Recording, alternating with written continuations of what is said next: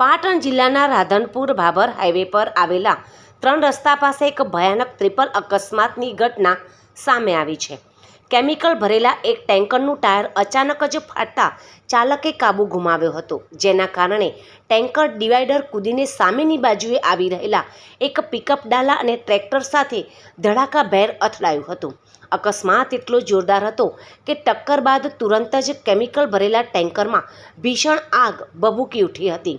ઘટનાની જાણ થતાં જ રાધનપુર નગરપાલિકાની ફાયર ફાઇટરની ટીમ તાત્કાલિક ધોરણે ઘટના સ્થળે દોડી ગઈ હતી અને ભારે જહેમત બાદ આગ પર કાબૂ મેળવ્યો હતો। આ ગંભીર અકસ્માતમાં સદનસીબે કોઈ જાનહાનિ થઈ નથી, માત્ર 2 લોકોને સામાન્ય ઈજાઓ પહોંચી છે।